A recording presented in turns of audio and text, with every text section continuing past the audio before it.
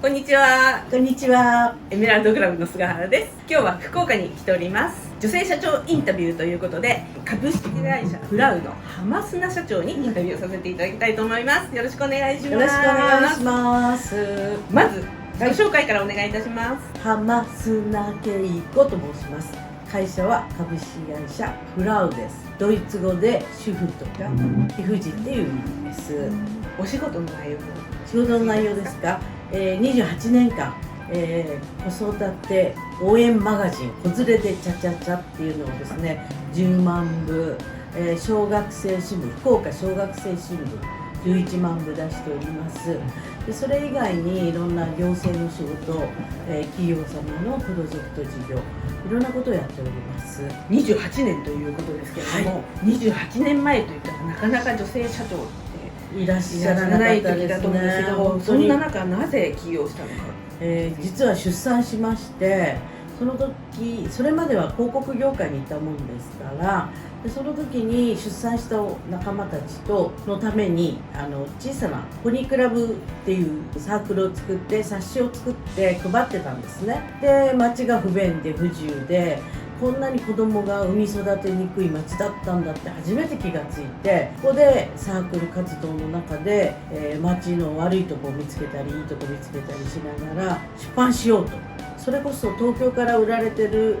出産の本とか子育て本はあったんですけど、東京のことしか書いてない。福岡で、命を一日延ばしに育てていくためにはないなら作るしかないということで、自分たちで、子育て本を出そうで仲間がいっぱいいたので、主婦たちに作り方を教えまして取材に行きまして、町のいろんなところを点検して出版した次第です。その前は出版の事業とかはご存知ですか？出版社で、編集のライターと、スタイリストと何もかも小さい会社なんで何でもやらなきゃいけなくって、スタイリストライターいろんなことを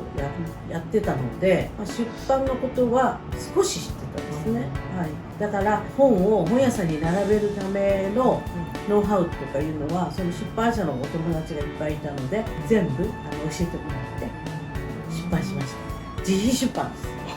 そうですか。生命保険崩して売られてじゃなくて自費で最初出版したんです。だからもう生命保険崩して自分のお金で、おかず代削って家庭内横領してやったんですけど足りなくて生命保険崩して。すごいですね。そのやりたいと思ったパワーはどこから？怒りだったんですよ。怒り。それまで街の中を不自由と思ったことがなかったのね。で男性と同じように働いてやってきたのにお腹が大きくなってこの階段とかスロープがないとかそういう不自由さにいっぱい気がついたのは出産のおかげだったんです。でこの産み育てにくい国を何とかしたいっていう心からの怒りがふつふつと湧いてきて、自分が困ったことがこれからの女性も困るはずなんだ。じゃあ自分が良くなるためだけじゃなくてこれから産み育てる女性を助けるために出版しようみたいな。もうかっこいいですね。もう言っちゃってましたね今までこう28年やってこられたら、いろんなことあったと思うんですけど、一番大変だったと思う。一番大変だったのはやっぱりないものを作ったじゃないですか、福岡に子育て情報誌がいるのか。そんなものなくて今文句も言わずにみんな子育てやってるじゃないかとか言って、いや必要なんです。今のママたちは学習してるんです。だから本能で育てるわけではなく、情報が必要なんです。子育てをするための。だから私たち世代は情報誌が必要なんです。だからないものを説明して作っていく必要性も解いてっていうね、そこが一番大変です。周りにこう説得する。そう、お医者さんとか取材受けてほしいっていう方ないからいらないっていう感じです。よくほらアフリカに行って靴履いてないから売れないっていうけど、ないから売れるんですよね。で応援してくれたのはママだ。みんなが待ってた。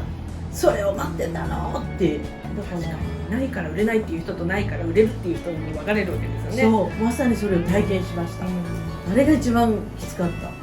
そこからこう大変な時に脱出するなんかポイントみたいなのありますか？これはねやっぱりね、人といっぱい会うっていうとこですね。落ち込むことっていっぱいあるんですけど、どっちかというとアルマジロみたいなものがあるんだけれども、どっちかというとむしろいろんな人に会うといろんなヒントが言葉の中にポロポロポロポロキラキラキラキラしてるから、むしろ人に会いに人に会うました。っていう話をすると、うんそうですね。何か助けられた言葉とか好きなことがありますか？そうですね。例えばですね、偽物が出た時があったんですよ。真似された？うちのパクってそっくりなのを出して半額で売ってる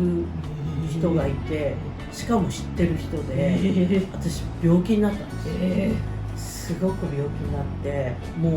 なんか再起不能だったんですけど、じゃない、そこまではないけど、そしたらですね、やっぱりあなたのやってきたことをご覧なさいって、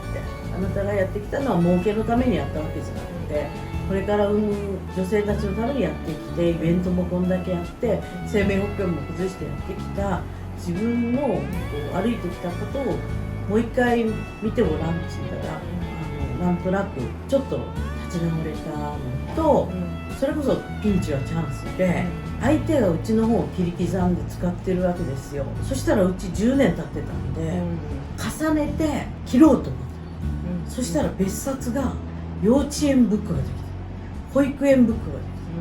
きた、産婦人科ブックができた。要するに1号あたり1病院載せてたでしょ。10年分あるから別冊になったんですよ。だからピンチはチャンスってあれで、本当に落ち込むだけ落ち込むと、そこを打つ時がやってきて、その時にキラリーンってひらめいた、相手が切ってるな、うち重ねて切ろうみたいな。で差別化ができたわけですね。で別冊が出て、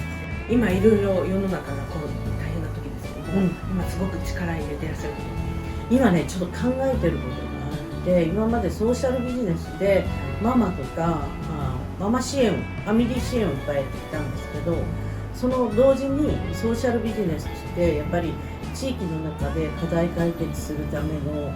ものづくりとか伝統工芸とかやってる人たちがいて、日本の技術は求められてるのに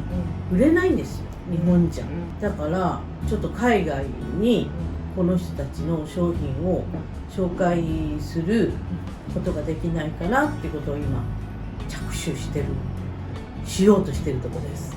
それは海外に？海外に。素敵なお仕事ですね。これから目指すところとか目標にされていることありますか？いっぱいあってどれとは言えないんですけど、まだまだ日本は男性社会なので、本当に女性が結婚とか出産で立ち止まったり諦めたりしなくていいように普通に歩いていける支援がずっとやっていけたらなと。それは起業家支援だったり販路拡大支援だったりコンサル的なことでしょうかね。最後になりますけれども、これから起業したい人たち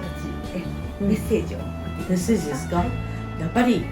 人生は1回しかありませんので、自分の好きなことを仕事にして